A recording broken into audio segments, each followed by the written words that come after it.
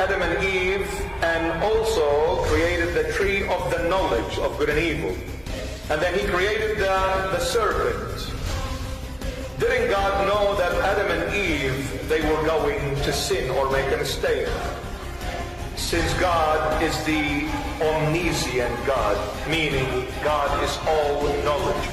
So since God is all knowledge, didn't God know that Adam and Eve, they were going to make a mistake through that serpent?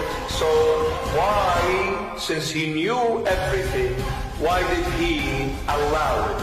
Or why did he create it in this way? Well, to answer this question, we need to differentiate between two things that are in God, very vital. There is the knowledge of God and there is the will of God. What God knows is one thing and what God wills is totally a different thing. Does God know if I drive fast I will make an accident? Does God know when I'm gonna leave? Does God know what I'm going to do? Absolutely yes. But is it in God's will for me to do that is against His will? Of course not. So, God knew that Adam and Eve were going to make a mistake. But it was not in God's will for Adam and Eve to make a mistake. That's why He gave them the option, the choice. We need to understand one thing. God is love. This is what the Holy Bible teaches us all. God is love.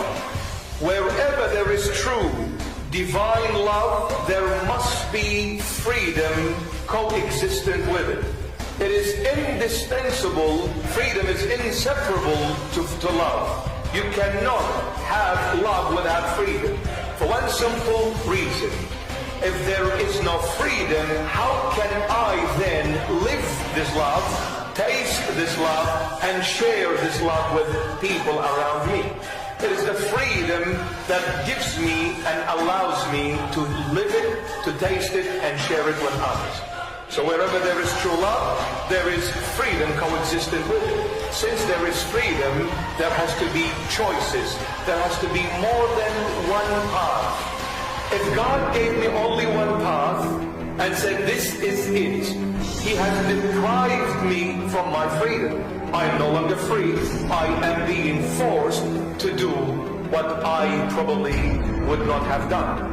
But since God created me on the basis of love, He gave me freedom. With freedom comes choices. With choices, He has to give me the will. It is the will that allows me and gives me the power and the authority to say yes and to say no, even to God.